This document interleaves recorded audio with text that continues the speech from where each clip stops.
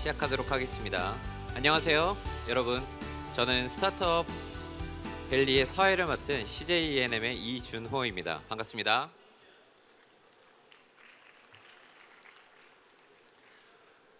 오늘 커버의 대표 프로그램인 스타트업 밸리의 아카데미 리그 프로그램이 시작이 되는데요. 여러분들께서 만나실 기업은 이 아카데미 리그 소속의 기업들로 대학생 예비 창업자 혹은 극초기 대학 소속의 스타트업들입니다.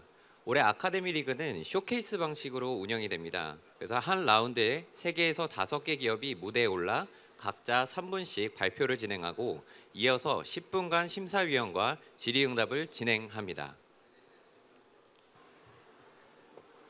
네, 먼저 본격적인 시작에 앞서 심사위원분들을 먼저 소개해드리고 진행하도록 하겠습니다.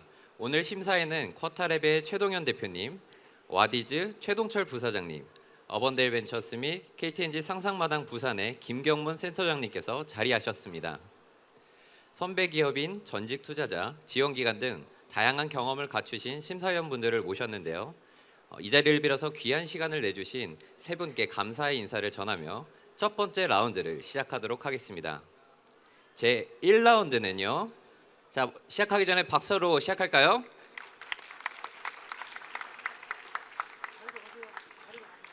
네, 제 1라운드는 호랑에듀, 나눔비타민, 프로덕트 테크의 무대입니다. 먼저 호랑에듀 무대 가운데로 모시겠습니다.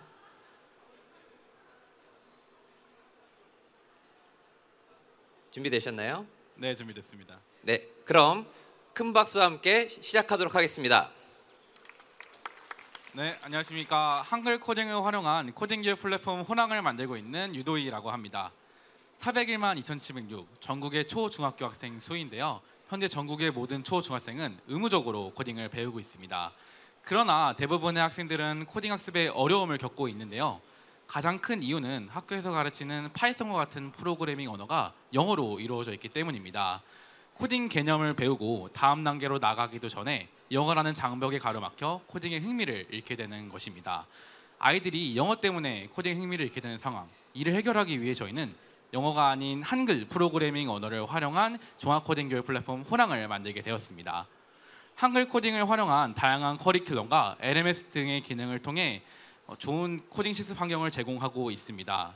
누구나 자신이 상상하는 프로그램을 만들 수 있는 세상을 만들기 위해 열심히 노력하고 있습니다. 코딩 교육 시장은 2030년 1조 5천억 원을 달성하며 큰 폭으로 성장할 것으로 전망되었고 SW 교육에 대한 정부 차원의 전폭적인 지원이 예정되어 있습니다. 자체 조사 결과 1,000억 정도의 유육 시장이 있는 것으로 전망되어 있습니다. 저희는 500명 이상의 테스트 유저를 모집하고 SW 대회에서 수상하는 활동들을 통해 아이디어를 검증하였고요.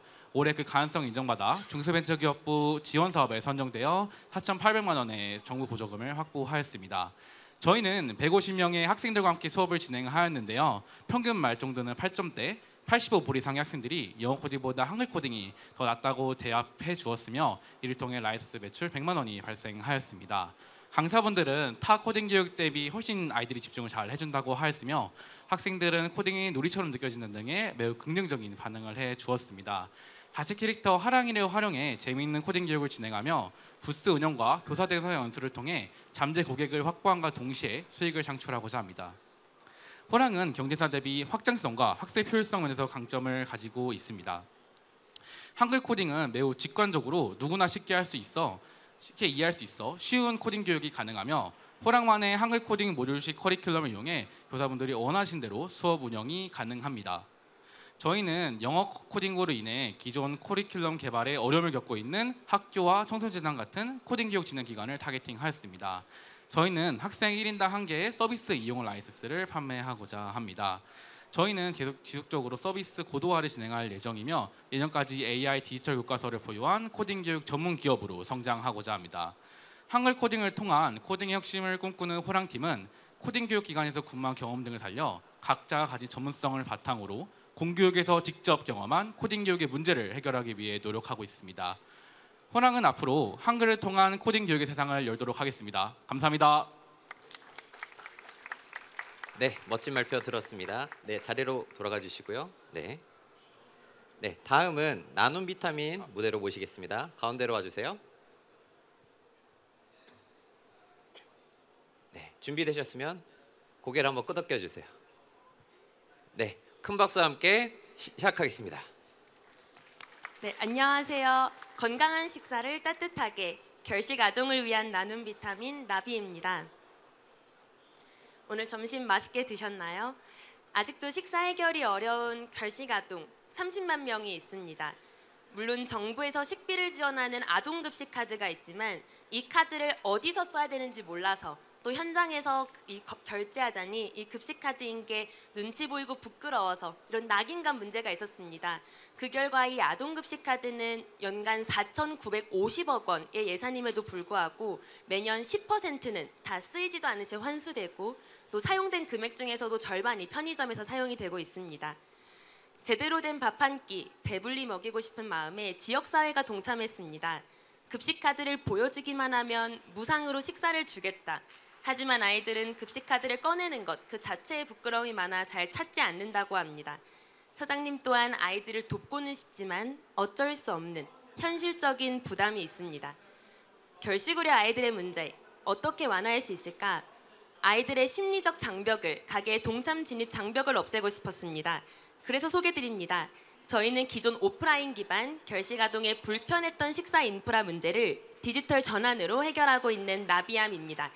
저희는 지역별로 파편화되어 있는 이 아동급식 카드 가맹점 데이터를 한눈에 한 곳에서 쉽게 확인할 수 있고 또한 나눔 할인 가게 정보를 이제 저희는 단독 유일로 예약 및 결제를 지원하고 있습니다. 그래서 아이들이 원래는 무턱 가게에 가서 저 결식 아동이니까 무상으로 식사 주세요 라고 말했어야 했던 것을 저희는 온라인으로 그래서 눈치 보지 않고 편하게 할 수 있습니다.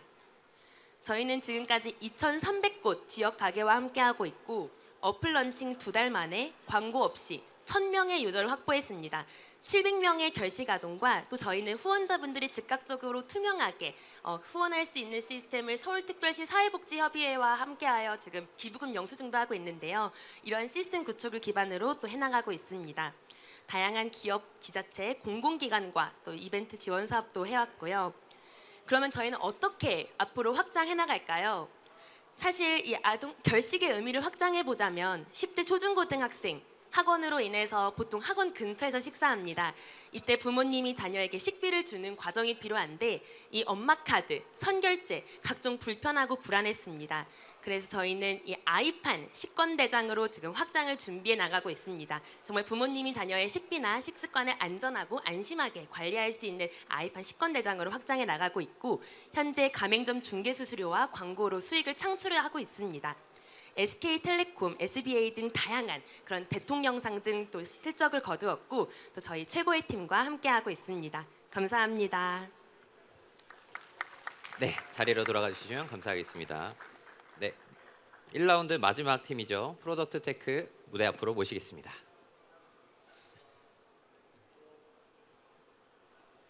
준비되셨나요? 네, 큰 박수와 함께 발표 들어보도록 하겠습니다. 네, 안녕하십니까. 저는 항균 항발에서 금속이라고 하는 소재를 개발해서 사업화하고 있는 프로덕테크의 박재민입니다. 발표 시작하겠습니다. 우리 인류는 수십 년간 이 바이러스라는 위험에 노출되어 왔습니다. 하지만 우리는 이러한 위험 속에 일회용 소재에 의지해 왔죠. 그 결과 우리는 폐기물이 급격하게 증가한다거나 인체에 유해한 화학 물질과 같은 또 다른 문제에 직면해 있습니다. 그래서 저희는 일회용이 아니라 반영구적으로 항균성을 지닌 소재를 개발했고 또 다른 반영구적인 소재인 금속에 합성시킨 결과 높은 항균성과 항바이러스성을 지닌다는 사실을 발견했습니다. 이 항균 항발에서 금속의 대표적인 세 가지 특장점에 대해서 말씀을 드리면 높은 항균 항발성 그리고 물세척만으로 재사용 가능하며 환경 유해 물질이 검출되지 않아 인체에도 무해하다라고 하는 점입니다. 이런 것들을 하기 위해서 한 6년이 넘는 준비 기간을 거쳤습니다. 그러면서 저희가 첫 번째로 제품화했던 것이 항균 금속 필터라는 제품이고 이것을 가장 높은 항균성을 지닌 두 가지 제품군으로 나눠볼 수 있었습니다. 여기서 제품군 1의 스테인리스 메쉬 필터를 2017년에 지하철 공조 필터로 적용했었습니다. 그리고 이것을 6년 뒤에 그대로 가져와서 똑같은 테스트를 해본 결과 그 항균성이 이전과 그 결과가 동일하다라고 하는 사실을 밝혔습니다. 이것은 반영구적으로 항균성을 지닌다는 사실을 실험과 실증을 통해 검증한 것이라고 말씀드릴 수 있겠습니다. 관련한 시장은 계속해서 성장하고 있으며 약 200조 원이 넘는 시장 규모를 지니고 있습니다. 저희는 이 항균 금속이라고 하는 이 그 소재를 기반으로 해서 다양한 산업군으로 확장하고자 합니다.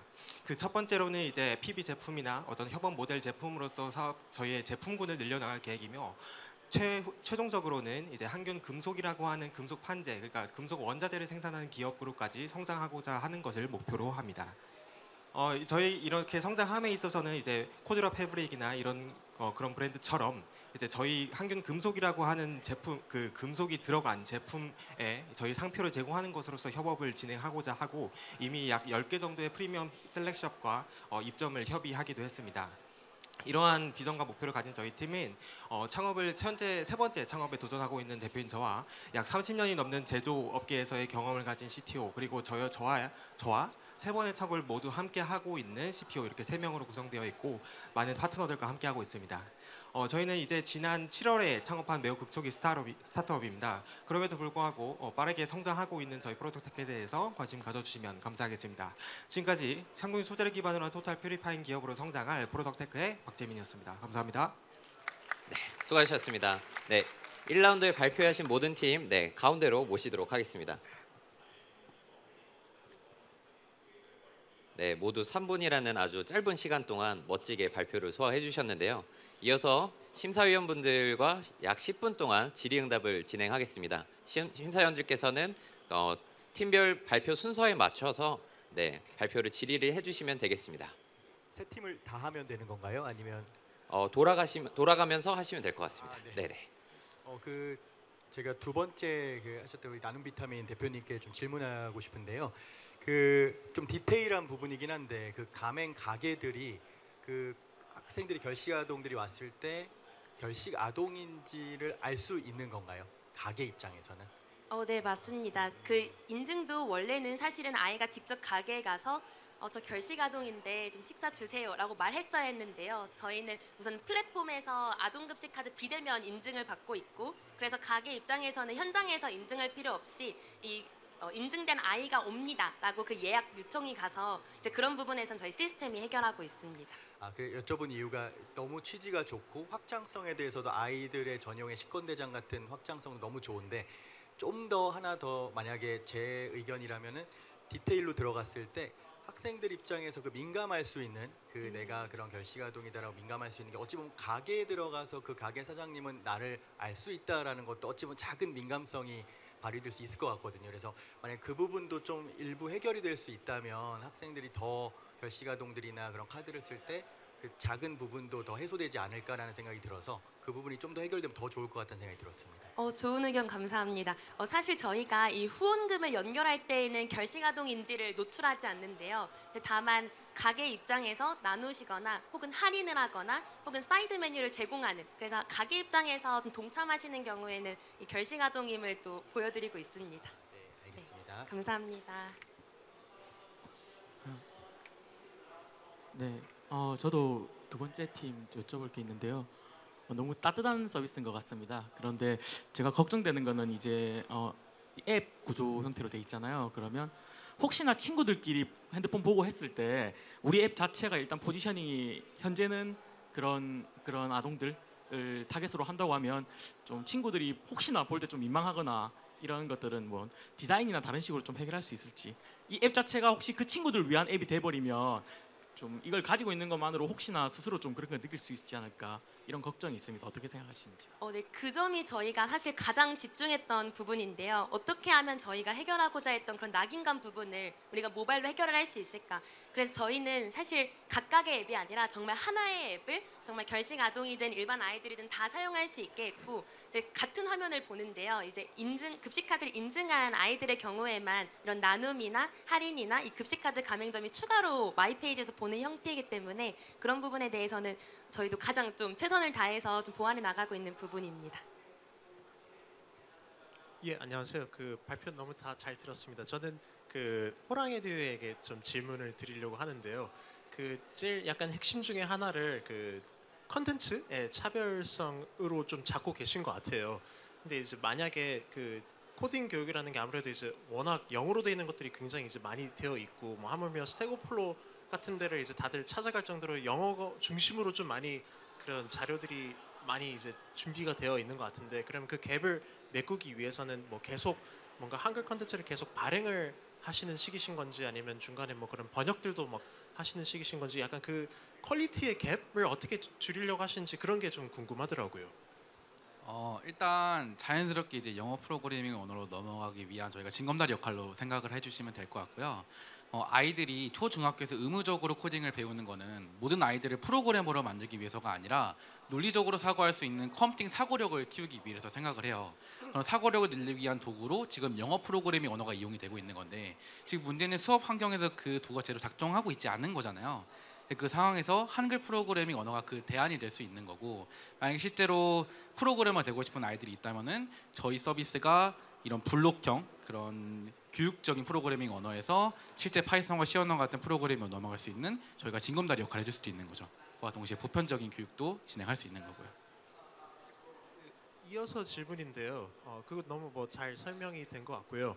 그 또 초반에 이 서비스를 계속 배포해 나가시는 거에 좀 약간 메인 처음 타겟, 뭐 제가 그러니까 이해하기로는 약간 그런 정부 그 뭐 교육 단체들이나 이쪽으로 먼저 좀 잡고 계신 것 같은데, 그러면 초기에 세일즈 타겟군들은 그런 약간 B2G나 약간 그 교육기관들 이런 곳 위주로 처음 시작을 하시는 게 맞나요? 그렇게를 이해하면 될까요? 네, 맞습니다. 그래서 학교라던가 청소년재단 같은 곳에 판매를 하고 있고요. 그 밖에도 일반적으로 이제 코딩 수업을 진행하는 기관들이 있어서 거기다 판매를 지금 논의하고 있습니다. 그러면 만약에 나중에 그 뭐 다른 코딩 교육 업체들도 좀 비슷한 전략으로 나아가겠다 한다면, 그러면 그런 약간 세일즈에서의 차별성 이런 것들은 좀 뭐 어떻게 생각하고 계시는지 뭐 그런 것도 좀 궁금하긴 하더라고요. 코딩 교사 같은 경우에는 각자 뭐 교과 또는 각자 학교 같은 이런 교구에 맞춰서 커뮤니티가 있습니다. 그럼 저희가 이제 서비스를 판매를 하게 된다면은 저희 서비스가 좋다면은 선생님들이 이거 좋아요 하고 커뮤니티에 올리면서 자연스럽게 바이럴이 되는 구조거든요. 그러면 그 다른 기업들이 저희 한글 코딩을 개발하고 있는 사이에 저희는 그 서비스 고도화를 계속 진행을 하고, 그 사이에 이제 교사분들을 빠르게 이제 잠식을 해가지고 시장 점유율을 먹는 방식으로 진행을 할 것 같습니다.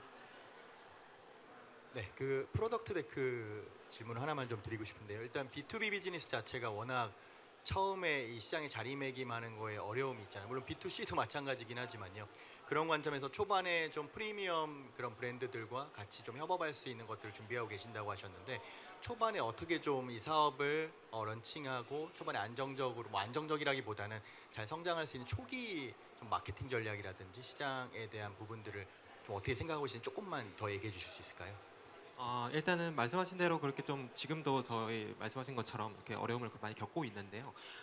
일단은 일단 저희 부산 지하철 쪽에 그 에어컨 필터로 진행하는 건으로 현재 진행 중이고요. 그리고 약 10개 정도의 프리미엄 셀렉시아, 그러니까 가구 회사라던가 주방 가구를 만드는 그런 회사 업체랑 같이 저희 회사의 어떤 항균 금속이라고 하는 소재가 들어간 제품으로서 협업을 하고 있고, 그 협업에 대한 방식은 저희 회사의 로고가 들어가고, 그리고 그 회사에 콜라보하는 방식으로 그쪽 현재 이제 주방 가구 쪽 업체에서 원하는 것이 이제 새로운 기술, 이제 어떤 디자인에서의 차별성은 더 이상 나올 게 없다라는 이야기를 많이 하셨습니다. 그래서 어떤 소재 기술력에서의 차별성을 두고 싶어하고, 그것을 또 마케팅적인 용도로 활용하고 싶어하기 때문에 저희랑 대화했을 때 어느 정도 대부분은 좀 긍정적인 반응을 많이 받아왔습니다.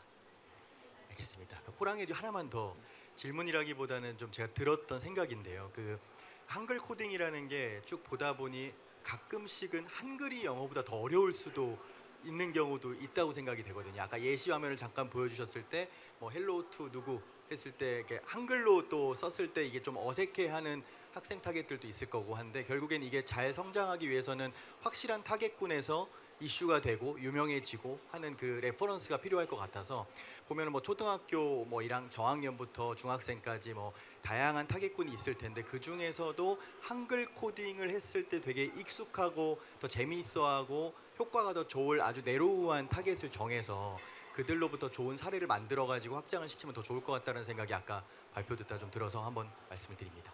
네, 감사합니다. 저희가 초등학교 고학년에서 중학교 저학년 사이에 한글을 잘 알면서 코딩을 처음 접하는 그런 사용자 대상으로 하고 있고요. 그래서 아까 나왔던 144명 대상 교육도 초등학교 6학년 대상으로 한 교육입니다.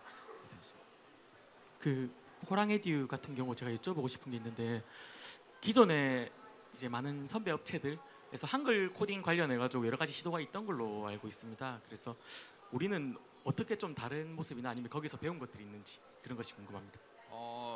저희가 확인했던 거는 한글 프로그래밍 언어를 가지고 논문을 쓴 걸 제가 좀 몇 개 봤어요. 몇 개 보았는데 저희가 사실 지금 약속이라는 프로그래밍 언어를 사용하고 있지만 전에는 또 다른 프로그래밍 언어를 사용하고 있었거든요. 저희가 사용했던 누리라는 언어 같은 경우에는 실제 자연어처럼 쓸 수 있는 언어였는데 그런 언어 같은 경우에는 자연어가 굉장히 자연스럽다는 장점이 있지만 실제 C 언어, 파이썬 같은 그런 프로그래밍 문법 간 차이가 있다 보니까 아이들의 교육에 좀 적합하지 않다는 생각이 들었어요. 그래서 저희가 이제 또 다른 프로그래밍 언어를 갖고 와서 저희가 개발해 사용하고 있는 거고 저희는 딱 교육하는 거에 맞춰서 이 다음 영어 스테이지로 자연스럽게 넘어갈 수 있으면서도 아이들이 손쉽게 프로그래밍을 진행할 수 있는 걸로 프로그래밍 언어를 잡아서 개발을 하고 있습니다. 뭐 시간상 마지막 질문 드리자면 나눔 비타민에게 질문인데요. 이 나중에 뭐 확장하는 과정은 그런 식권대장 같은 걸로 좋지만 일단 본업에 있어서 계속 가게 이런 결식 아동을 밖에 따라가는 그 가게를 수급하는 거 그게 이제 물론 좋은 분들이 더 많이 계시면 계실수록 좋겠지만 어느 정도 또 한계가 있을 것 같은데 그런 거는 좀 어떻게 생각하시는지 좀 궁금했었습니다. 네, 먼저 기존에 3,700곳 회원사를 둔 선한 요양역 가게의 경우에는 사실 기존에 하시던 나눔을 저희가 더 부담 없이 더 편하게 할 수 있는 그런 사스를 어떻게 보면 지원해드리는 방식이다 보니까 왜냐하면 한 달에 한 번 뭐 아니면 나는 3,000원 할인하겠다 그런 좀 커스터마이즈한 나눔을 할 수 있도록 저희가 지원을 해드리는 방식으로 빠르게 또 했고요. 또 그 외에는 이제 정말 방법을 모르지만 하고 싶으셨던 분들께서 자발적으로 좀 들어오시거나 혹은 저희가 직접 전화를 해서 영업을 해나가고 있습니다. 근데 저희 영업 성공률은 지금 30%인데요. 사실 영업 성공률 기타 평균 대비 굉장히 높은 수치인데 이것조차도 저희가 사장님을 만나 뵈면 한 50-60%대로 넘어가는 걸로 봐서 또 저희가 잘 해나가고 있는 것 같습니다. 네, 여기까지 해서 1라운드 질의응답을 모두 마치도록 하겠습니다. 네, 수고해주신 그 1라운드 우리 창업팀에게 큰 박수 부탁드리겠습니다. 네, 퇴장해 주시면 되겠습니다.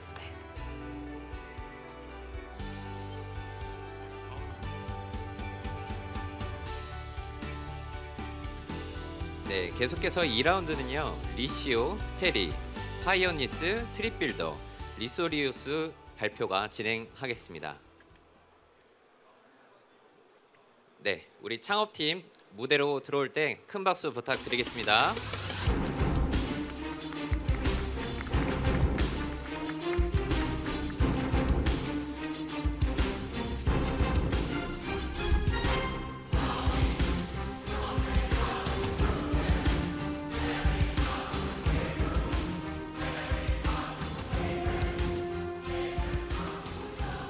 떨리시나요? 네, 먼저 첫 번째 우리 리시오 무대부터 먼저 가운데로 모시고 진행하도록 하겠습니다. 나머지 팀들은 저희 뒤쪽에 양쪽 의자에 잠깐 배석해 주시면 감사하겠습니다. 네, 리시오 대표님 준비되시면 고개 한번 끄덕여 주세요.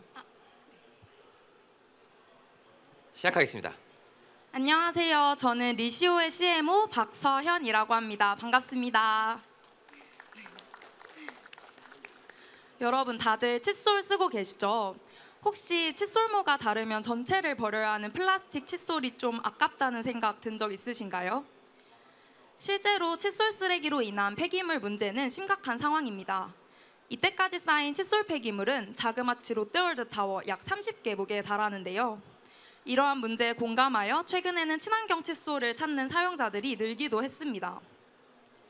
그럼에도 불구하고 세계 칫솔 시장의 플라스틱 칫솔 비율은 약 99%인데요. 소비자들은 왜 친환경 칫솔을 구매하지 않을까요? 그건 바로 불편한 사용감과 디자인적 한계 때문입니다. 실제 대나무 칫솔 사용자들을 인터뷰한 결과 굉장히 많은 불편을 겪고 있음을 알 수 있었습니다. 따라서 우리는 리시오를 제안합니다. 리시오는 천연 원료로 만든 가장 컴팩트한 맞춤형 헤드 교체형 칫솔로 기존 칫솔들의 명확한 한계를 극복합니다. 첫 번째 장점은 인체공학적인 헤드 교체형 디자인입니다. 힘을 덜 들이고도 효과적인 양치가 가능하고 교체를 할 때마다 기존 칫솔 대비 폐기물을 92% 절감할 수 있습니다. 두 번째 장점은 구독자 맞춤형 칫솔모입니다. 구독자들은 간편 진단을 바탕으로 자신의 구강 상태에 맞는 칫솔모를 선택해서 사용할 수 있습니다. 이를 강하게 닦는 분들을 위한 이중 미세모부터 잇몸이 약한 분들을 위한 초극세모까지 편리하게 사용할 수 있습니다. 마지막으로 플라스틱으로부터 자유로운 바디입니다.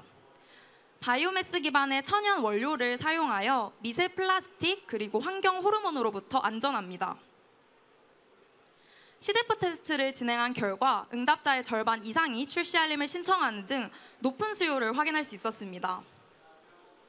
이를 바탕으로 리시오는 연평균 8.9%씩 성장하는 800억 규모의 친환경 칫솔 시장에 진입하고자 합니다. 실제로 B2B 납품 계약을 진행하며 향후에는 영미권 시장으로도 진출할 계획입니다. 리시오를 세상에 선보이기 위해 각 분야의 전문성을 갖춘 팀원들이 모였고 전문가들의 자문을 받으며 제품을 준비하고 있습니다. 여러분, 지금도 아무 생각 없이 버리는 칫솔들이 쌓여가고 있습니다. 리시오는 그동안 모두가 너무 당연하고 또 사소하게 여겼던 부분에서 변화를 만들고 싶은 팀입니다. 친환경 행동의 대중화, 그 시작을 리시오가 함께하고 싶습니다. 감사합니다. 네, 멋진 리시오 발표 잘 들었습니다. 자리에 앉아주시고요. 다음은 스테리 무대 가운데로 모시겠습니다.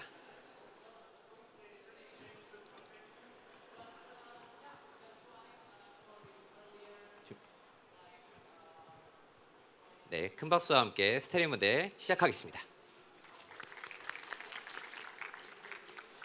네, 안녕하세요. 저희는 라이브 스트리밍을 위한 컨텐츠 중심형 SNS를 만들고 있는 스테리의 김지우라고 합니다. 반갑습니다.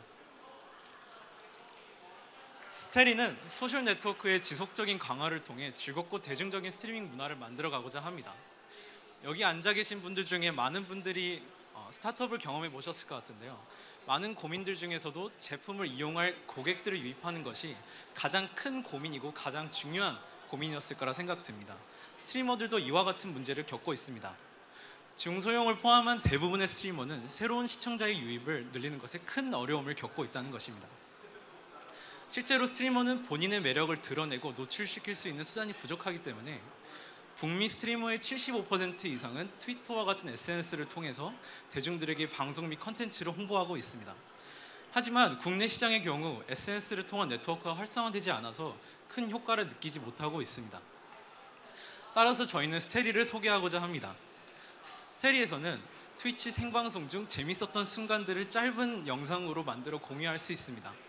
또한 스테리만의 클리핑 툴을 통해서 굉장히 쉽고 간편하게 편집하고 공유할 수 있습니다. 또한 트위치와 연동된 많은 기능을 통해서 방송 플랫폼과 스테리 사이에서 경험을 똑같이 통일된 경험을 함께 할 수 있습니다. 스트리머는 마음에 드는 포스트를 리포스트하여 직접 홍보할 수 있으며 아주 간편하게 쇼츠를 제작하여 유튜브에 공유할 수 있습니다. 이를 통해서 스트리머들이 본인을 홍보하기 위해서 사용했던 시간과 비용을 획기적으로 줄일 수 있을 것으로 기대하고 있습니다. 또한 배지와 단계별 보상이 포함되어 있는 포인트 시스템을 통하여 유저들의 지속적인 컨텐츠 업로드를 장려할 수 있습니다.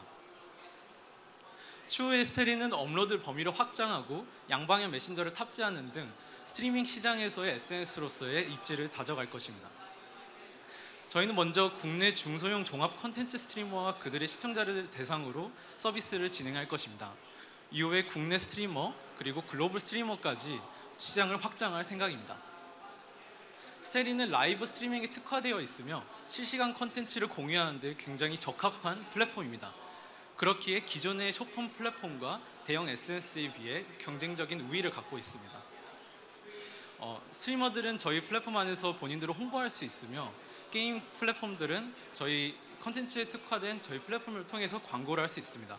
또한 직접 후원이 많이 활성화되어 있는 시장인 만큼 유료 후원으로도 많은 매출을 낼 수 있을 것으로 보입니다. 저희는 스테리 콘텐츠로 벌써 서비스를 입증하고 있고요. 현재 고객 피드백을 중심으로 가설을 검증하고 서비스를 고도화하고 있습니다. 현재 저희 팀은 스트리밍에 대한 많은 관심을 갖고 있는 3명으로 이루어진 팀으로 각자의 전문성을 바탕으로 빠르게 성장할 수 있는 팀입니다. 감사합니다. 네, 이어서 파이어니어스 무대 가운데로 모시겠습니다. 준비됐어요? 네, 큰 박수와 함께 시작하겠습니다. 네, 여러분 안녕하세요. 저는 대리석 타입의 친환경 소재 넘버틀의 대표 이세용이라고 합니다. 일단 저희 넘버틀의 가장 큰 장점은 기존 바이오 플라스틱이랑 다르게 친미성과 생분해성이 아주 뛰어나다는 겁니다. 저희가 지금 가지고 있는 기술은 저희가 직접 개발한 조성물과 그를 이용해서 만드는 제조 방법 2개를 특허를 출원해놨는데, 이게 있으면 좋은 점은 기존의 바이오 플라스틱들은 겔화가 된 상태에서 분자 구조 변형이 일어나서 플라스틱처럼 보이는데, 저희는 이걸 고체화 상태에서 진행을 해서 대리석이랑 도자기 질감을 낼 수 있다는 게 장점입니다. 내구성 또한 정말 단단하고요. 가장 좋은 점은 지금 PLA 플라스틱은 미생물 분해라는 조건이 있는데, 저희는 조건 없이 일반 쓰레기통에 버리고 매립됐을 때 생분해된다는 게 장점입니다. 일단 이게 가능한 이유는 저희가 만든 조성물과 제조 과정을 통해서 물리적인 병선마늘을 이용해서 제품을 만들기 때문입니다. 일단 저희 제품은 보시면 메인 컨테이너와 그 이후에 천연 밀랍으로 코팅을 진행하는데요. 메인 컨테이너는 정말 잘 녹아서 물에 넣으시면 바로 용해되는 것을 보실 수 있고, 코팅을 한 천연 밀랍 또한 그냥 일반 쓰레기통에 버리시고 매립이 됐을 때 바로 녹는 것을 확인할 수 있습니다. 일단 친환경을 저는 이렇게 좀 폐기, 매립, 제로 웨이스트로 좀 밀고 가고자 하는데, 그 이유는 지금 우리가 좀 속고 있다고 저는 생각을 합니다. 친환경 프로세스가 제대로 워킹하고 있지 않은데, 사람들은 점점 불편함을 대비해서 환경 중시하는 건 하락세를 보이는 반면에 우리나라가 분리수거를 정말 잘하는데도 수거율에 비해 재활용되는 건 23%밖에 안 됩니다. 그리고 저희가 지금 진출하고자 하는 화장품 시장 같은 경우에는 폐기율이 90% 정도나 됩니다. 저는 친환경을 가장 알리는 좋은 방법은 아름다움이라고 생각을 합니다. 저희가 넘버틀은 이런 디자인적 외관의 강점을 이용을 해서 고객에게 파급 효과를 주고 불편함 없이, 분리수거 필요 없이 일반 쓰레기통에 버리면 폐기가 되는 것을 장점으로 밀고 가고자 합니다. 저희는 일단 식약처와 이런 용기 테스트 결과를 마치고 이번에 프로토타입으로 KPI 지수를 맞췄고요. 어메니티 만들어서 무료 나눔했었습니다. 지금 이제 올해 말에는 경북대학교에 있는 대구대학교인데 텀블러를 제공을 하고 용기로서 조금 더 많은 그런 테스트 진행하려고 합니다. 이 제조 과정이 되게 중요한 거라서 저희 프로세스 단가, 캐파, 생산률을 확인할 수 있었고, 다른 유리 용기나 복합 플라스틱이랑 비교했을 때 단가 또한 조금 더 저렴하면서 디자인이 아름다운 것이 장점입니다. 이렇게 보시는 것처럼 이후에는 펌프 타입 로션이나 다중기업으로 이루어진 코스메틱 화장품, 그리고 이제 다양한 유화 그림 재질의 이런 용기로 진출할 수 있습니다. 저희 아버지는 40년 정도 크레인 라텍스라는 제조 공장을 운영하셨습니다. 저희 팀의 장점은 이런 어린아이들의 열정과 친환경 해소하고자 하는 욕망과 더불어 이런 중소기업의 노하우와 함께해서 이제 좀 안정적으로 운영하고자 합니다. 이상 넘버틀이었습니다. 감사합니다. 네, 멋진 발표 잘 들었습니다. 네, 바로 이어서 트립빌더 앞으로 모시도록 하겠습니다.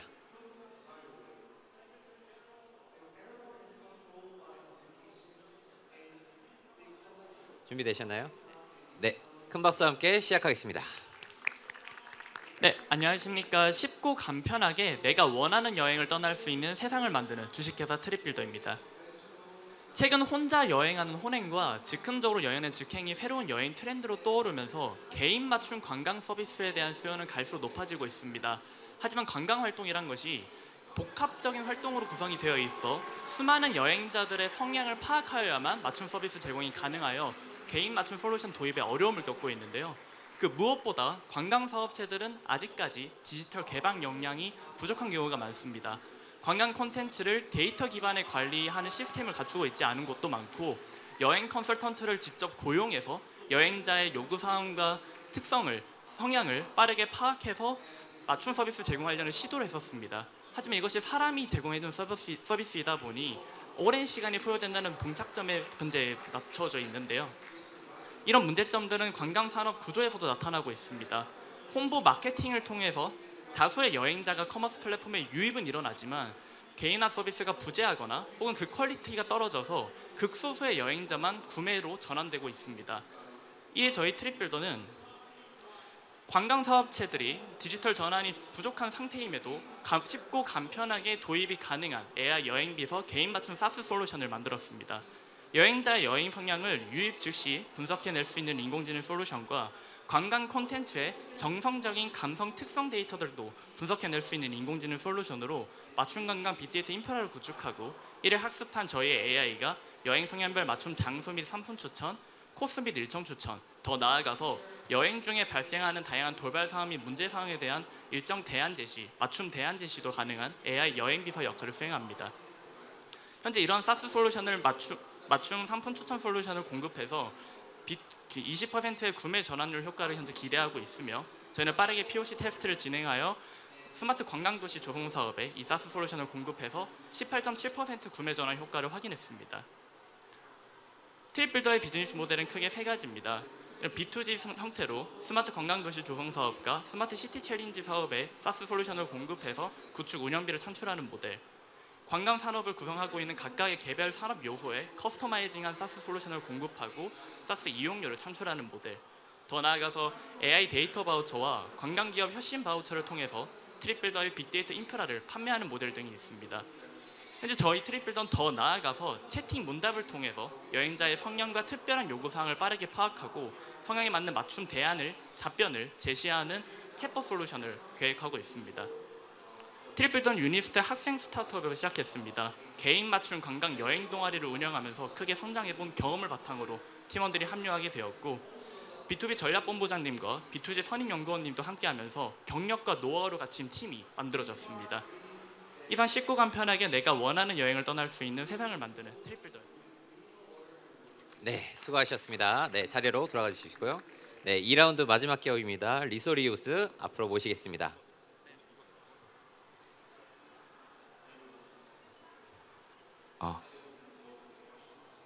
시작하겠습니다. 네. 안녕하십니까. 정신질환을 재는 스타트업 리소리우스의 대표 배상윤입니다. 영어로 준비했는데 사실 저희가 이제 마음이 아파서 정신과에 많이 가거든요. 근데 유난히 정신과 약은 잘 듣지 않습니다. 이는 우리가 증상이 아파서 정신과에 가지만 실제로 정신과에서 하는 상담과 검사들이 약 처방에 전혀 반영되지 않기 때문인데요. 현재 정신과 선배님들께서 하시고 계신 증상 체크리스트 개선은 효과가 미미하다고 잘 알려져 있습니다.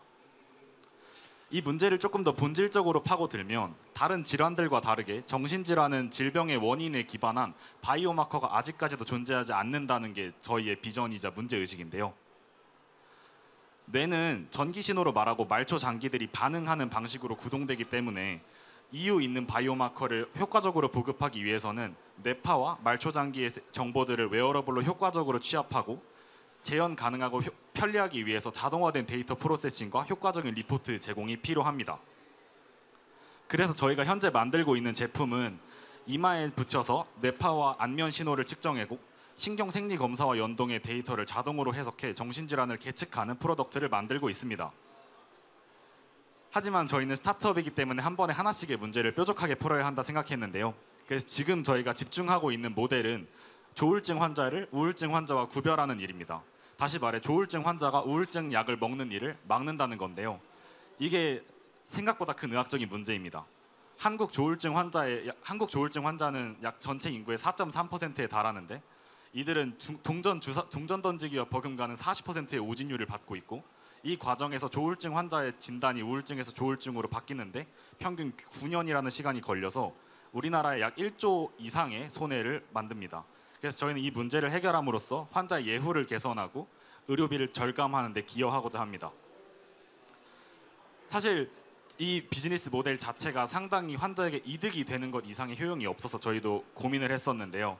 우선 처음에는 B2B 혹은 보험사와의 오픈 이노베이션 형태로 제품을 공급하다면서 데이터를 수집하다가 이제 로컬 의원의 프리미엄 케어 서비스로 제공을 해서 환자의 의료비를 궁극적으로 단축해주는 효과를 제공한 다음 제도권 의료에 편입하고 모니터링 서비스나 인터벤션에 연계되는 것을 목표로 하고 있습니다. 그리고 실제 팀 내 연구에서 많은 성과들이 나오고 있습니다.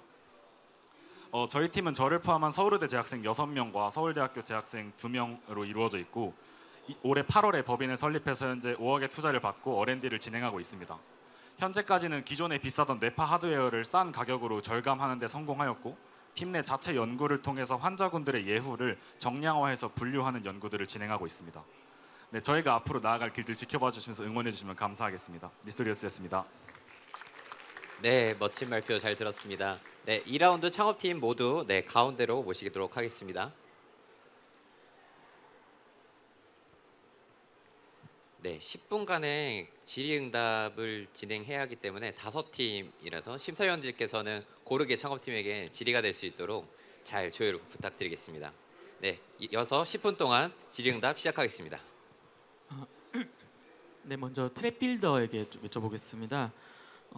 사용자의 성향과 특성을 파악하는데 물론 모두 다 말씀하시긴 힘들겠지만 주로 어떤 데이터들을 결합하는지 여쭤보고 싶고요.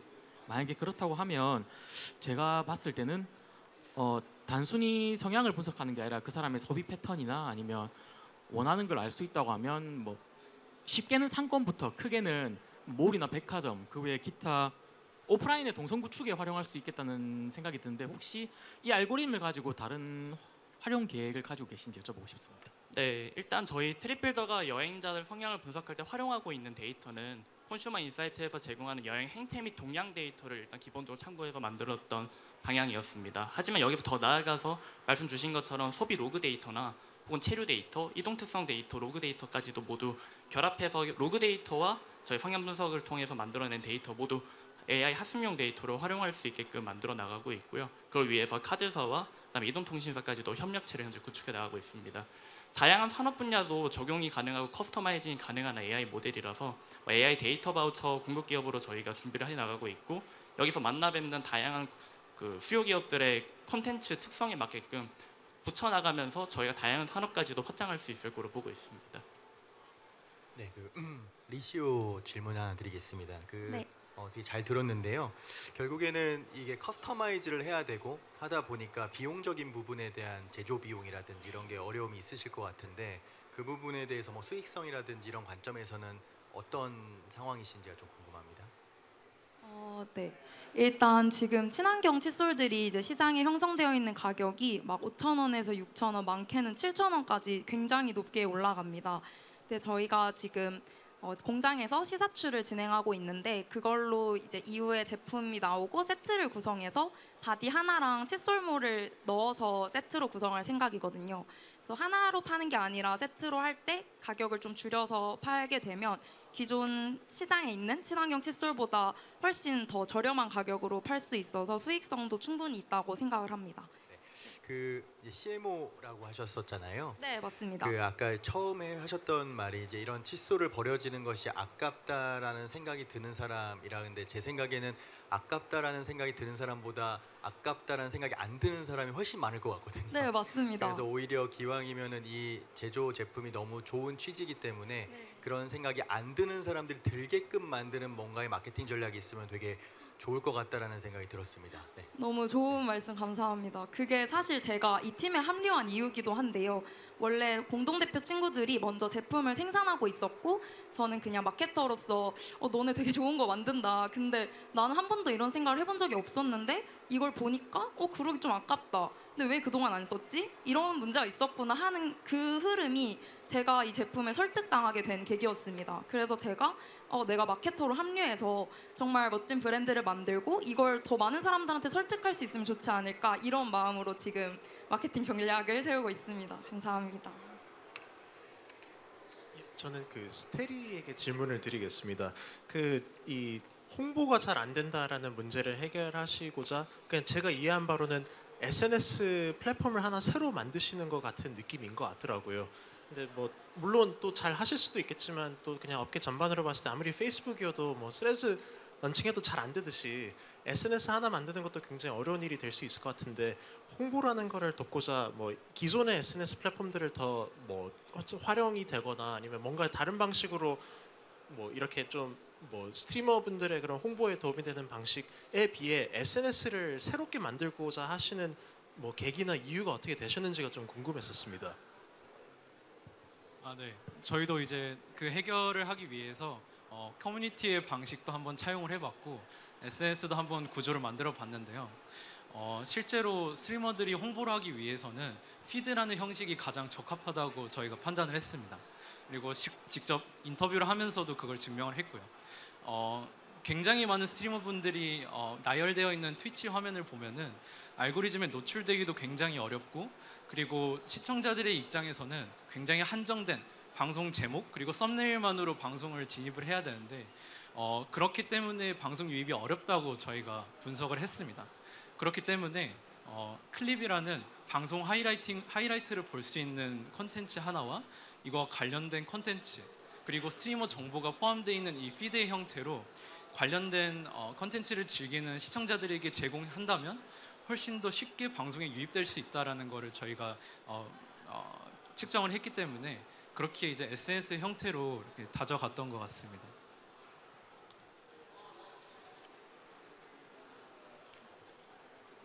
저 리소리우스의 질문을 좀 드리겠습니다. 이게 그러니까 제가 받았던 자랑 좀 내용이 좀 많이 달라진 거죠. 다른 네. 그래서 좀 잘못 봤나 해서 확인을 해봤는데 일단 발표해 주신 내용을 봤을 때 결국엔 이 의료 디바이스, 이 웨어러블 디바이스라는 것 자체가 이미 얘기를 해주셨지만 상당히 어려움이 있잖아요. 어떤 제도적인 부분도 있을 거고 그다음에 이것이 실제로 상용화하기까지 상당히 많은 장벽이 있을 것 같은데 그러면은 이런 것들을 이제 시작을 할 때 초기에 아까 보니까 이제 초기에 이제 사용하는 것을 어디로 갈 것인가에 대한 고민을 되게 많이 하신 것 같은데요. 아마 이제 내부에서 이것을 좀 더 뾰족하게 어떤 부분을 좀 잡고서 처음에 좀 정착을 할 것인지 좀 더 설명을 해주실 수 있을까요? 우선 저희가 지금 초기에 뾰족한 문제를 잡은 조울증과 우울증을 구분하는 일은 사실 아까 재무적인 관점에서 말씀을 드렸지만 더 넓게 봤을 때 조울증 환자가 증상을 더 빨리 개선할 수 있게 높은 확률로 도와주는 돈과 시간을 아끼는 기능이라고 생각을 해서 로컬 병원에서 증상의 체크리스트를 가지고 약을 처방하기 이전에 고객에게 선택적으로 위험 요소를 권고하고 검사를 선택적으로 받으면 약 처방에 약간의 변화가 가해질 수 있는 부가 서비스 형태로 뾰족하게 들어가려고 생각을 하고 있고요. 다만 이 경우에 기존 의사분들이 가져갈 수 있는 메리트가 없음에 따라서 시중에서 제시하는 커미션보다 조금 더 높은 수준의 커미션을 초시기에 제시함으로써 시장에 진입을 하려고 하고 있습니다. 그리고 이제 이후에는 사실 저희가 지금 하고자 하는 것들이 가이드라인에 들어가거나 혹은 변화가 되고 있는 추세에 맞다고 생각을 해서 멀지 않은 시기에 이제 데이터 기반 진단이 정신질환에 들어간다면 저희는 미리부터 준비한 다음에 빠르게 제도권으로 편입될 수 있는 방향으로 생각하고 있습니다. 이어서 하나만 더 질문을 같이 드리면요.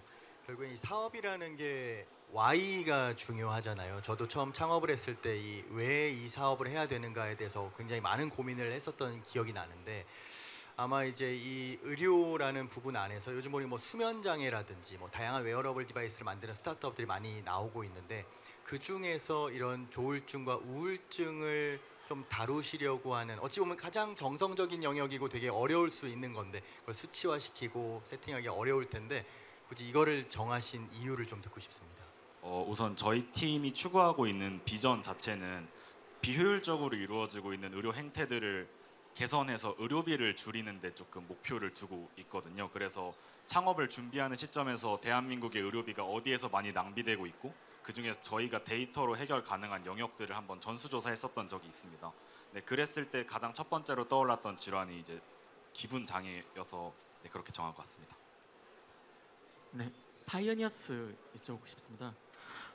이 바틀 너무 세련되고 멋있는 거 딱 보면 느껴지는데 이렇게 좋은 가치는 가지고 있는데 우리가 이제 뭐 좋은 물건이라고 사실 잘 팔리는 건 아니잖아요. 그래서 뭐 옆에 있는 리시오한테도 이건 여쭤보고 싶은데 어떻게 팔 것인지에 대해서 좀 여쭤보고 싶습니다. 저 일단 죄송합니다. 저희는 B2B로 좀 가고자 해서 뭐 마케팅이나 이런 걸 영업 비용을 좀 줄이려고 하는데 일단 화장품 용기 시장 같은 경우에는 임팩트 사업 특성상 그런 법률적 제한이 저희에게 좀 많이 도움이 됩니다. 그 포장재 표시 등급 강화가 2021년에 시행이 됐는데 화장품 시장만 2025년으로 유일하게 유예가 됐습니다. 그러면서 2022년에 이제 우리나라 공룡 화장품 회사들이 이제 이니셔티브를 발생을 하고 이제 좀 그런 전략을 원했고 이런 법률 때문에 이분들이 원하는 니즈가 너무 세다 보니까 저희 입장에서는 충분히 이런 제품 퀄리티 자체 QA만 좀 잘 완료가 된다면 B2B로서 진출은 좀 쉽다고 생각하고 있습니다. 시우. 네. 저도 어떻게 팔 것인지에 대한 고민을 매일매일 하는 사람인데요. 제가 그걸로 선택을 한 방법은 저희가 왜 이거를 만들고 있고 어떤 마음으로 제품을 준비하고 이걸 준비하면서 어떤 어려움을 겪고 있지만 얼마나 진심으로 임하고 있는지를 좀 보여드리는 것이었습니다. 그래서 제가 지금 인스타그램에 리시오 메이커라는 계정을 운영하고 있어요. 거기서 저희가 공장에 다니고 이러한 미션을 가지고 이걸 만들고 있지만 생각만큼 잘 되지 않고 사실 나도 별 생각이 없었지만 이걸 만들면서 이런 생각을 하게 됐다 이런 걸 공유를 하고 있는데 그런 과정을 공유하면서 저희를 응원해 주시는 분들이 많이 생겼더라고요. 그래서 저는 그런 팬분들을 많이 모으고 사전 알람을 많이 신청을 받은 상태에서 저희 오픈을 제 제품을 세상에 선보일 생각입니다. 감사합니다. 넘버틀은 구조적이고 이제 절차적인 방법을 활용할 것이고 네. 그리고 리시우는 브랜드 마케팅 진심에 대한 알겠습니다. 네, 이렇게 2라운드 모두 마무리하도록 하겠습니다. 심사위원들께서 날카로운 아주 조언과 그리고 또 때로는 따뜻한 의견 덕분에 저희 창업팀들이 이번 기회에 아주 큰 도움이 될 것 같습니다. 네, 우리 큰 박수로 이번 2라운드를 마무리하도록 하겠습니다. 감사합니다.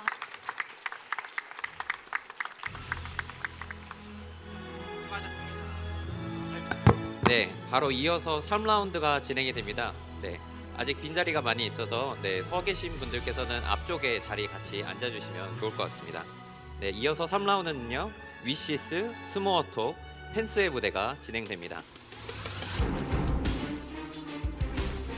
우리 창업팀 무대로 올라올 때 큰 박수 부탁드리겠습니다.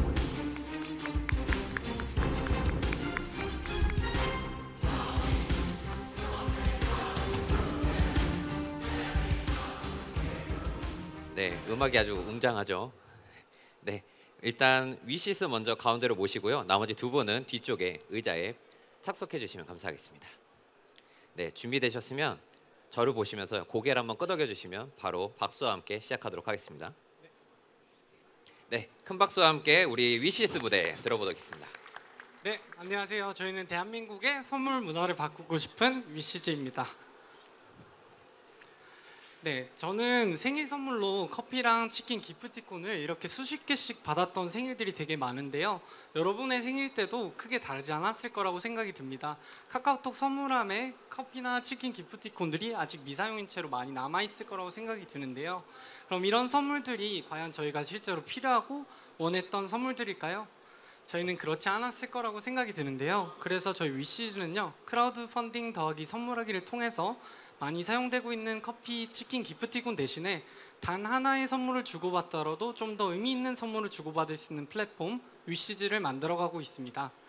저희가 집중한 온라인 선물하기 시장 규모는 다음과 같은데요. 지난 3년간 70%가량 성장했고 현재는 5조 원 규모에 육박하고 있습니다. 이 5조 원 시장 중에 카카오톡 기프티콘이 차지하는 비중은 3조 원에 달했습니다. 저희가 설문조사도 같이 진행을 했는데요. 결과는 다르지 않았습니다. 기프티콘이 전체의 70% 이상을 차지했고요. 많은 사람에게 여러 개의 선물을 받는 것보다 단 하나의 선물을 받더라도 의미 있고 실용성 있는 선물을 받는 것을 선호한다라는 비중이 80%에 달했습니다. 또한 여러 SNS에서 인스타그램, 페이스북 그리고 트위터에서까지 카카오톡 생일 펀딩 등에 대한 요구는 지속적으로 증가하고 있었습니다. 그래서 저희 위시즈는요, 크라우드 펀딩 더하기 선물하기 위시즈를 만들어가고 있습니다. 저희 위시즈의 프로세스는 다음을 따르는데요. 가족, 친구, 지인들이 URL을 공유하게 되고요. 기프터즈들이 그들의 메시지와 함께 펀딩을 진행하게 됩니다. 단 4번의 터치로 마음이 전달 가능하도록 구성했고요. 지금까지 토스 결제 시스템과 각 금액에 맞는 기프티콘들을 보여드려서 부담을 줄이고자 많이 노력하고 있습니다. 펀딩이 완료되었을 경우에는 위시즈만의 감성적인 포장지와 그 안에는 여러분의 메시지가 담긴 롤링페이퍼를 함께 전달하고 있고요. 지금까지 베타 서비스는 모두 펀딩이 초과 달성됐고 긍정적인 피드백들을 얻을 수 있었습니다. 이런 피드백들을 바탕으로 저희는 웹 서비스와 앱 서비스를 런칭하고 있고요. 지금까지 집중하고 있는 마케팅은 인플루언서 마케팅 그리고 인스타그램 마케팅에 최대한 집중하고 있습니다. GA 기준으로 저희는 사용자 2,700명, 94,000의 트래픽을 확보하고 있고요. 마지막으로 저희 BM 및 예상 연수익 부분인데요. 앞서 말씀드렸던 5조 원의 시장 중 3조 원의 기프티콘 비중, 그중 단 1%만 위시지가 차지하더라도 300억대의 매출을 올릴 수 있을 것이라고 생각하고요. 양쪽 수수료로 5%씩 저희는 10%의 중개 수수료를 수취하고 있습니다. 이와 더불어서 구글 애드센스 광고 연수입도 예측하고 있고요. 포인트 결제 방식으로 락인 효과 또한 얻고자 노력하고 있습니다. 마지막으로 저희는 연매출 5천만 원, 그리고 내년은 가입자 수 3만 명을 목표로 나아가고 있습니다. 네, 이상 위시즈의 무대였습니다. 자리로 돌아가 주세요. 네, 3분이란 아주 타이트한 무대이기 때문에 그 발표팀, 창업팀께서는 앞에 있는 프로포터를 잘 보시고 시간을 맞춰주시기 바랍니다. 네, 다음은 스모어톡입니다. 준비되셨으면 우리 큰 박수와 함께 시작하겠습니다. 네, 안녕하십니까. 기업을 위한 AI 디자인 어시스턴트 플라메를 개발 중인 스모어톡 대표 황현지입니다. 보시는 바와 같이 이미지는 텍스트에 비해 훨씬 더 시각적 인식이 빠르고 굉장히 컨텐츠가 효과적이기 때문에 많은 기업에서 비주얼 컨텐츠를 활용하고자 하고 있습니다. 하지만 디자인 업계 관계자들을 인터뷰해보았을 때 비주얼 컨텐츠를 만드는 과정은 굉장히 비효율적인 상황입니다. 많은 비용과 시간 지연이 발생하며 다양한 시간이 낭비되고 있는 상황입니다. 심지어 이러한 컨텐츠를 제작하는 인원이 대부분 1명 이내가 이를 담당함으로써 시간과 비용이 모두 부족한 상황입니다. 이에 저희는 각 기업의 디자이너가 되어줄 수 있는 완전히 자동화된 디자인 도구 AI 디자인 어시스턴트인 플라메를 소개하고자 합니다. 여기에는 4가지 특징적인 기술이 들어가는데요. 첫 번째는 간단한 입력을 통해서도 사용자의 의도가 정확히 일치하는 이미지를 생성할 수 있습니다. 또한 이미지 레퍼런스를 기반으로 다양한 에셋을 스타일을 고정하여서 이미지를 만들어낼 수 있습니다. 다음은 결국 이미지를 모두 다 편집을 하고 싶어 하시는데요. 하지만 이 포토샵과 같은 어려운 툴을 모두가 사용하실 수 없기 때문에 텍스트 명령과 클릭만으로 쉽게 편집을 하실 수 있습니다. 마지막으로는 각 기업에서는 자체 모델을 새롭게 학습을 함으로써 저희 서비스 안에서 GPU가 없더라도 모델을 사용하실 수 있습니다. 이 모든 모델들은 저희가 자체적으로 개발한 모델로서 사용성 높은 UI를 구현할 수 있었습니다. 이에 저희는 플라멜이라는 서비스를 현재 클로즈 베타 테스트를 진행하고 있으며 300분 이상이 별도 마케팅 없이 유입되어서 최근에는 3군데의 고객사로부터 매출 4천만 원 이상을 발생하였습니다.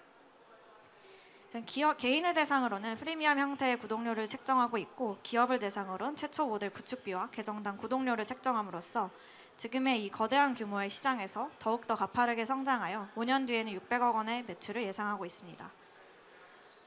저희는 처음에 이렇게 디자인 에이전시에서 시작하여 AI 콘텐츠 에이전시로 완전히 자동화된 콘텐츠 공급을 목표로 하고 있습니다. 저희는 각각 카이스트, 삼성전자, 블루포인트 파트너스, 카카오 모빌리티에서의 전문성을 바탕으로 빠르게 개발해 나가며 시장에 적응해 나가고 있는 팀입니다. 저희 1년간 예비 창업으로 활동하며 아산나눔재단, 오렌지플래닛과 같은 다양한 파트너사와 함께했고 지난 7월에는 포스텍홀딩스와 한국투자 엑셀러레이터로부터 시드 투자 유치를 마무리하였습니다. 불과 지난주에는 도전 K스타트업 왕중왕전에서 장려상을 수상하면서 저기서 부스를 진행하고 있으니 혹시 관심 있으신 분은 참여해 주시면 감사하겠습니다. 네, 보다 나은 디자인 환경 스모어톡이 플라멜과 함께 만들도록 하겠습니다. 네, 발표 들어주셔서 감사합니다. 네, 수고하셨습니다. 네, 3라운드 마지막 기업이죠. 펜스 가운데로 모시겠습니다.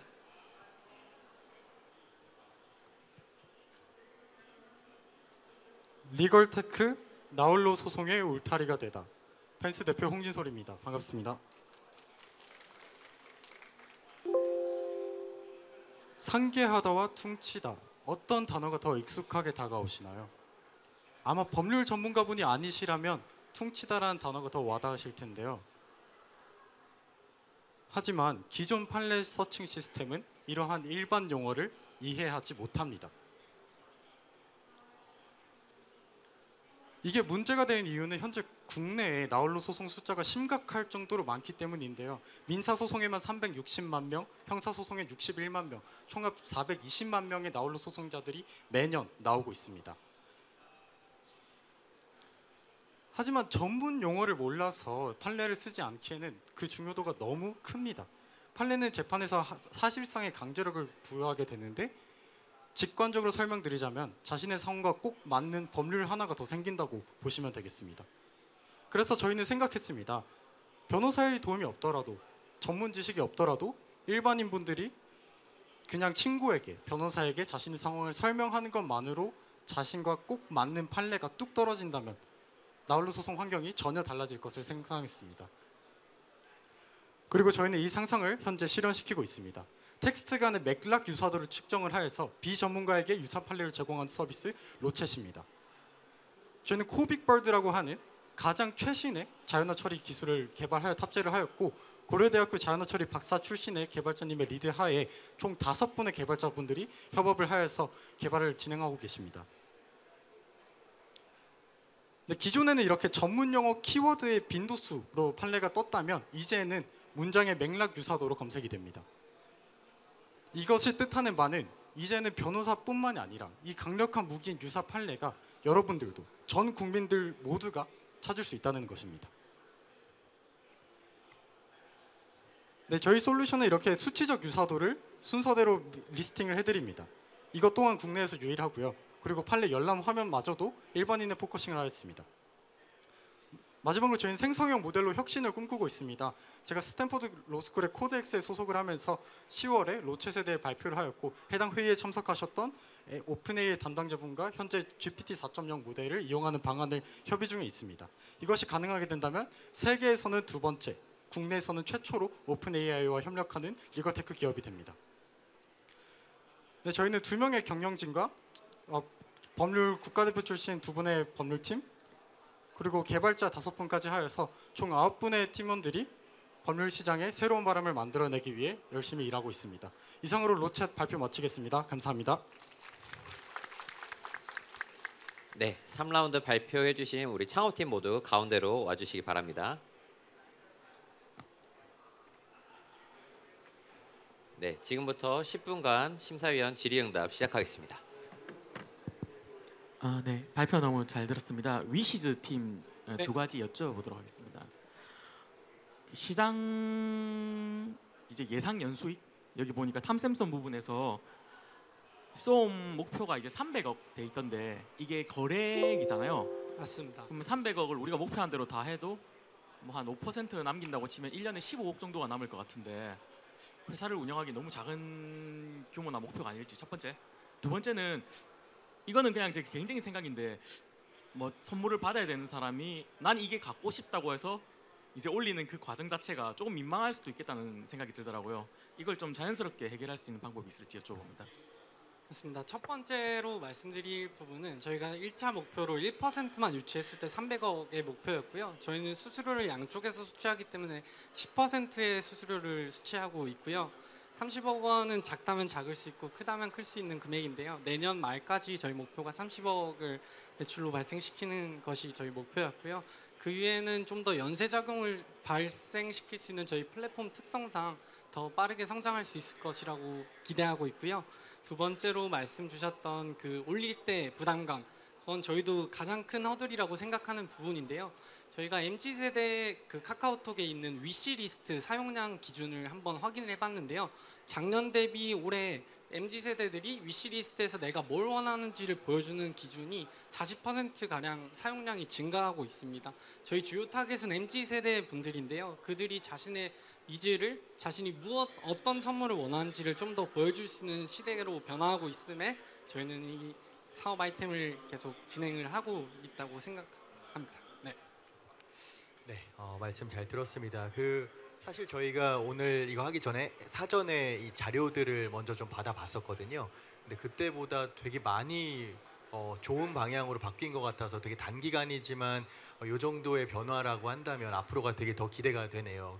그런 관점에서 펜스 같은 경우도 처음 자료를 받아봤을 때 타겟 자체가 변호사 분들이라든지 그 법조인 분들이 타겟이었는데 완전히 타겟이 바뀐 구조로 변경이 됐는데 그래서 되게 좋은 한번 질문을 하려고 했었거든요. 그 타겟에 대해서. 근데 이미 그 부분에서 개선을 해주신 것 같아서 되게 인상적이었고 말씀을 듣다 보니까 결국에는 이 판례를 보고 그런 사례들을 봤을 때 보는 것 까지는 참고할 수 있고 하는 것까지는 좋은데 결국에는 이것은 뭐 소송에서 뭐 이겨야 될 때도 있을 거고 좀 더 확실하게 무언가를 매듭을 지어야 되는 단계가 클로징일 텐데 뭐 한 60-70%까지는 할 수 있겠다. 근데 그 20-30%의 이 마무리를 해줘야 될 무언가가 더 연결이 돼야 될 것 같다라는 생각이 들었거든요. 그래서 그런 관점에서 비즈니스 모델을 좀 더 잘 정착시키기 위한 확장 전략이 하나가 궁금하고 동시에 어떻게 수익을 낼 것인가에 대한 부분도 같이 좀 설명해 주시면 감사하겠습니다.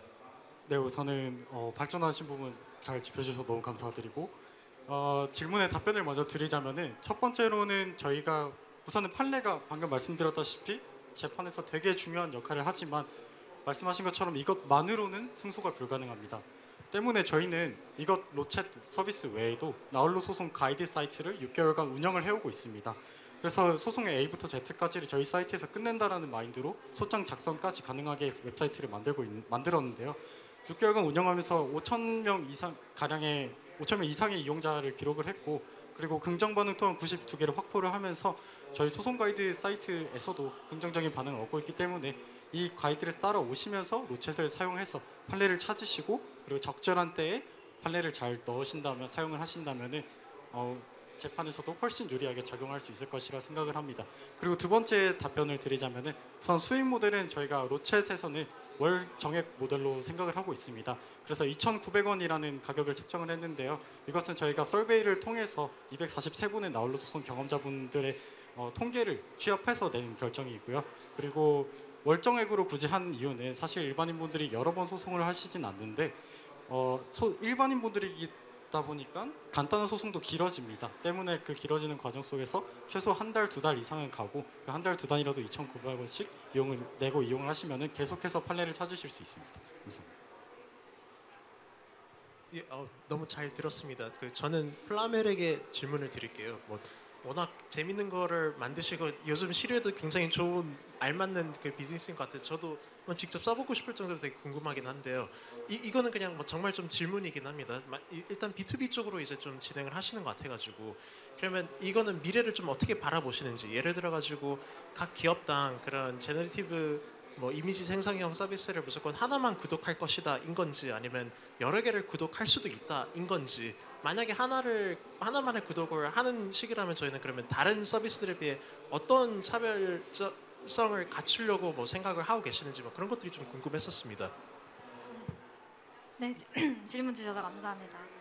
저희가 저희 고객 사례를 토대로 말씀을 드리자면 저희가 첫 번째로 타겟한 고객이 제조업에서의 패턴 이미지를 디자인하는 회사였습니다. 그래서 원래는 패턴 이미지가 되게 여러 가지로 생성을 해야 하기 때문에 각각의 카테고리가 다 구분이 되고 다 각자 사용을 해야 하는 이 어려움이 있었는데 그걸 저희가 하나의 모델로 통합을 해서 저희 서비스 안에서 디자인 과정은 모두 마치실 수 있게 되었습니다. 대신에 그 뒤에 3D로 변환을 한다거나 하는 것들은 또 이미 잘 되고 있는 프로덕트들이 있고 그것에 연결이 저희는 좀 잘 될 수 있게 좀 도와드리고자 하고 있습니다. 그 위시즈 아까 마지막 질문과 연결된 질문인데요. 네.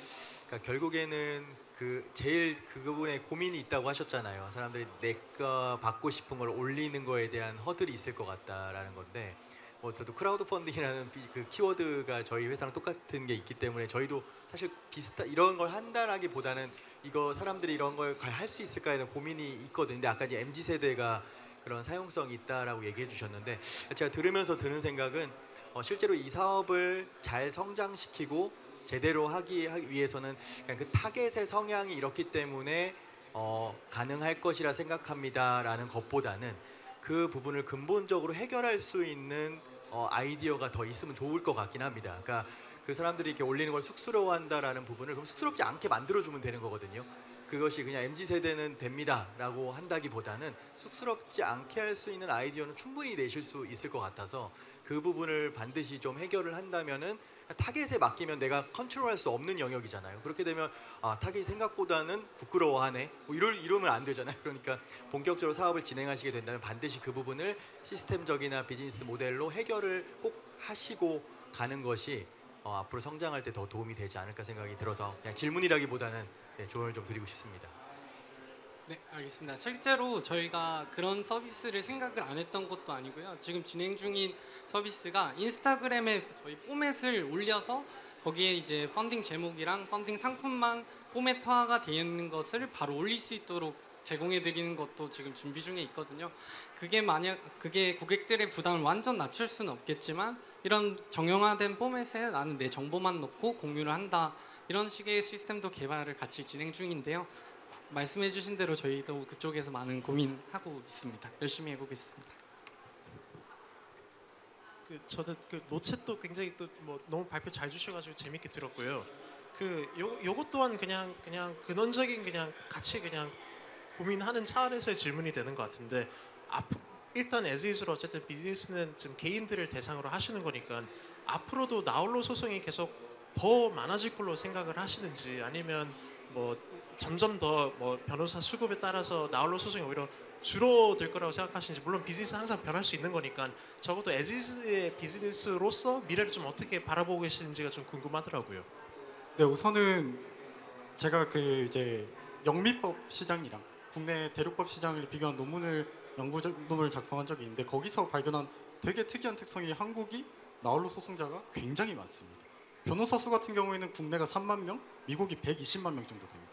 40배가량 차이가 나는데 나홀로 소송자 수는 놀랍게 6배 정도 차이 납니다. 그러니까 이게 저희가 분석한 바로는 아무래도 이제 교육 수준이 높기도 하고 그 다음에 변호사분들이 적으니까 또 접근성이 너무 어렵고 이런 특성 때문에 나타나지 않나 싶은데 이런 측면에서 봤을 때 사실 로스쿨 제도로 이제 전환되면서 변호사분들이 늘어나면서 어느 정도 줄 수는 있겠지만은 사실은 기존에 이미 너무 타 국가들과 비교했을 때 특징적으로 많기 때문에 향후 수십 년간은 나홀로 소송 비율이 계속 일정하게 유지될 것으로 보고 있습니다. 네, 이렇게 해서 저희 3라운드 창업팀 마무리하도록 하겠습니다. 박수 한번 부탁드리겠습니다. 네, 퇴장해 주시면 되겠습니다. 네, 이렇게 해서 아카데미 리그 저희 첫 번째 세션이 마무리가 되었습니다. 곧 이어서 두 번째 세션으로 진행을 할 텐데요. 3라운드까지 고생해 주신 우리 심사위원들께도 큰 박수 부탁드리겠습니다.